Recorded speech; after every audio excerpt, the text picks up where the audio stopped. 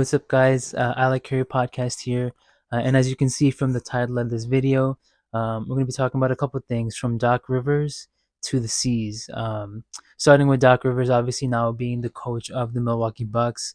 But, in true typical Doc Rivers fashion, right? Losing back to back games against the Washington Wizards and the John Morant-less Memphis Grizzlies. And yeah, it's looking pretty interesting. If they want to get back to the finals and win a championship, I don't know if Dak is the right coach for that. I think the only coaching job that he'd be right for is if you have a 3-1 lead and you want to lose for whatever reason. But a lot going on in Milwaukee.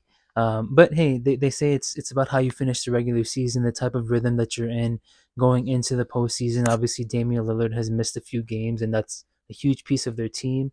So we'll see how they finish out the regular season. And hey, they can make some noise. They're still the number 2 seed after all, so they will have home court advantage for a good chunk of the postseason. And you know, if they make it to at least the conference finals without choking at that point, then they will have home court advantage for the first 2 rounds at least. So more to come on that. I know that they're not satisfied with their performance, but a team that probably is up until this point are those C's, the Boston Celtics, having won their 60th game of the year.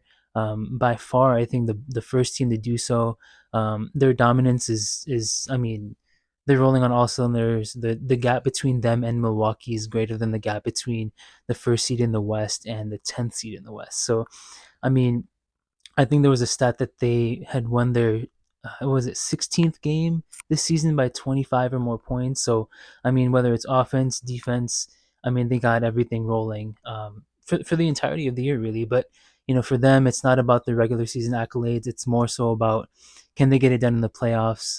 They've had some interesting disappointments the past couple of years, whether it be, I mean, there's no shame in losing to the Warriors in the finals, but it was just a little bit deflating of a performance. And then you follow that up by going down to the 8th seed after starting the series off down 0-3. So at this point, we know what they're made of. It's just a question of if they can get back to the finals or not.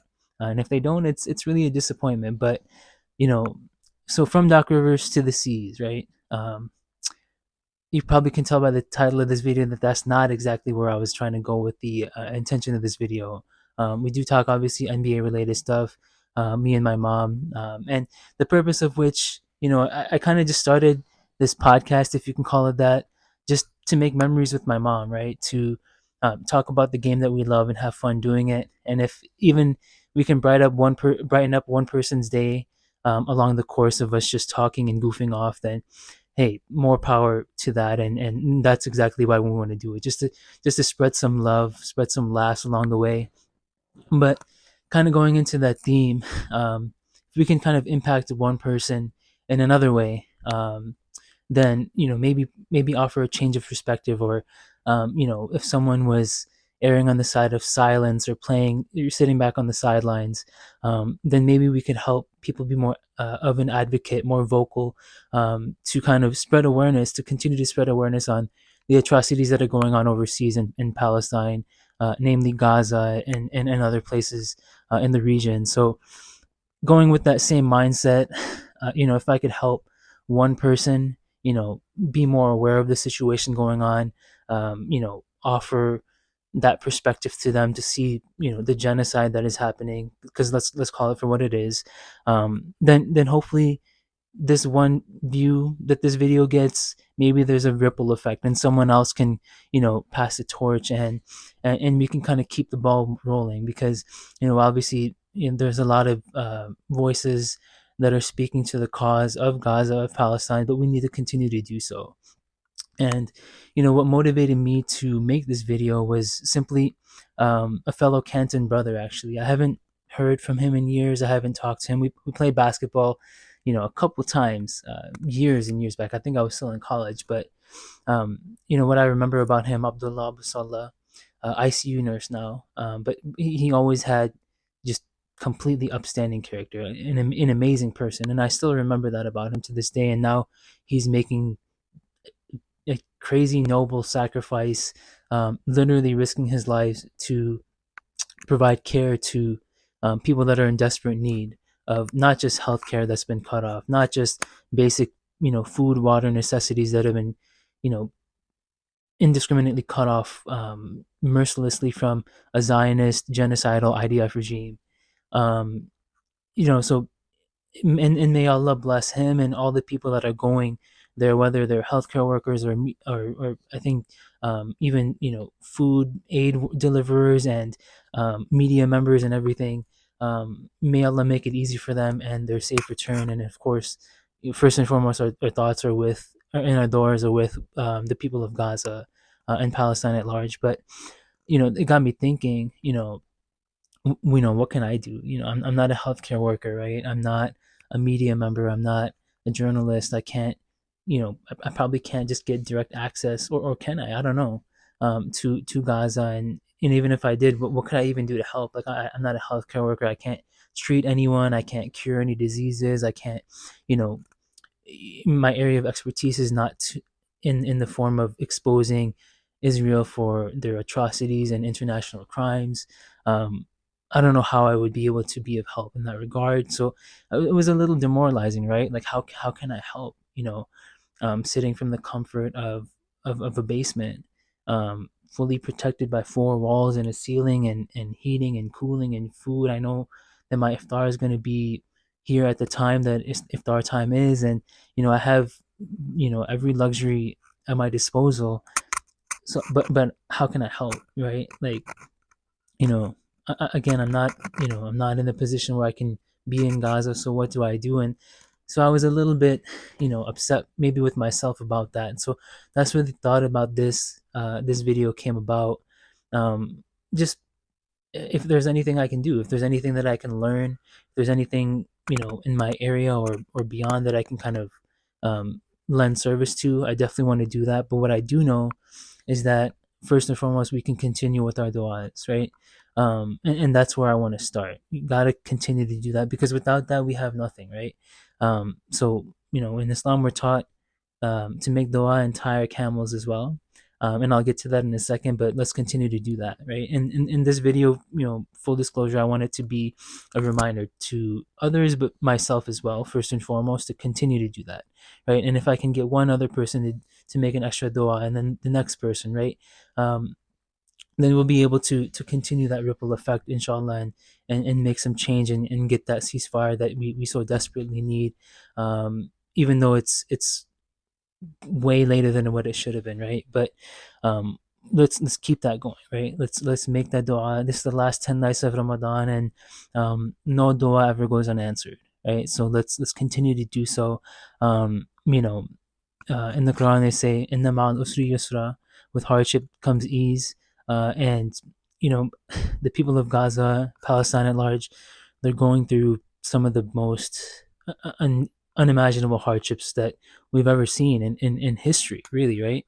And I can't begin to fathom that, right? But what I can do is, let's see what side do we want to be on. Do we want to be on the side of silence and apathy and continuing? Because at the end of the day, even if you were silent, even if we're not vocal for genocide, our silence speaks to that too.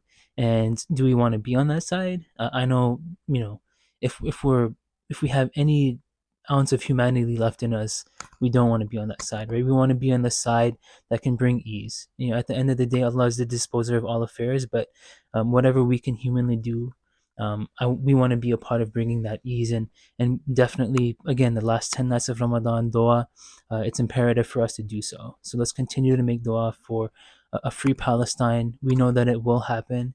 It's just a matter of, can we get these people the help that they need in the meantime? So I mentioned tying the camel, right? So we make dua, we tie the camel. How do we tie our camel, right? Like, I'm not Abdullah, I'm not Mutaz, I'm not Bisan, I'm not, I'm not a warrior in that sense. I'm not that strong, or am I, right? Or maybe that's not my camel, but I still have a camel to tie down, right? What can I do? What do I have at my disposal to tie that camel, right? And that was another thing that, maybe I let the negativity get to me, but um, I was just, racking my brain. What can I do? Yeah, sure, I share a story here and there, but does that really make an effect? I don't know. But you know, at the end of the day, it's about spreading awareness, right? It's about you know, calling our legislators, calling our state representatives to say that this ceasefire is the bare minimum of what needs to happen, and then we can figure out, more long term solutions from there on out. But don't try to appease us with these insulting iftars. No one wants to come. No one wants to come to your iftars, Joe. Um, let's get something concrete and progressing in the right direction. Not that we should rely on this administration to do so. So it's on us, right? We gotta, protest peacefully. We gotta again dua again. We gotta donate. We gotta spread awareness. We gotta shed as much light as possible, um, because we have the luxury to be able to do so. I have the luxury of just putting my phone away. Have the luxury of scrolling past a story. I've maybe I've become desensitized, and that's not fair.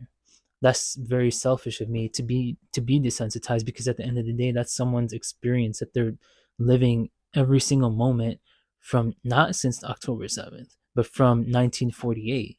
So this is an entire lifetime's worth of pain and suffering that these people have had to live, and I just have to scroll past it after they live it for 75 years. I can't even expose myself to it for 75 seconds without scrolling past it. That's weak of me, right? So it's on us to continue to be aware, to continue to spread the awareness, continue to make the dua, right? So dua, we know spreading awareness, and really these are easy solutions. I'm sure there's more sophisticated and more effective solutions out there that I would love to be a part of to continue to spread that awareness and find a solution for genocide. And for those that are more educated out there, I would love to be enlightened upon that, so that not just me, but we all can help in that regard. But lastly, of course, let's continue to donate. I'll leave a link or actually multiple links in the description of this video of various organizations that will be sending aid to Gaza. And every dollar counts, right? No dua goes unanswered, no donation goes unaccounted for. And again, that's where a little bit of my own negativity kind of crept in. Is like I'm seeing these videos of Israel, blockading the aid, or just shutting things off, or um, you know, causing chaos and violence over the aid that they're dropping in the sea. So, am I really benefiting and helping people by donating? Like, what is that going to do if that's what the end result is? But at the end of the day, um, I know that if we don't donate, then nothing will happen, right? So it's on us to continue to do what we can. I can't control exactly how every dollar is divvied up, but I know that if I don't donate at all, then exactly nothing will happen. Nothing will improve, and the dire situation will continue to go forward. So um, it's on us. It's incumbent upon us to operate with that due diligence in mind.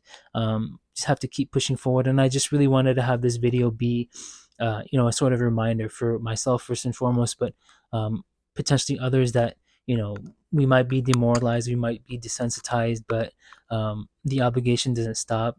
And that's where I really wanted to go with this. If I can just have one person be affected by this. I know this podcast, we have a whopping 12 subscribers now, but if this video gets one view or forgets however many views, it doesn't matter. If there's one person that can be affected by this, and they put the onus on themselves to have that responsibility, have that obligation to help as well, if they were already neutral about it before, then this video would have been worth it, right? So especially again, the last 10 days of Ramadan, there's no better time than now.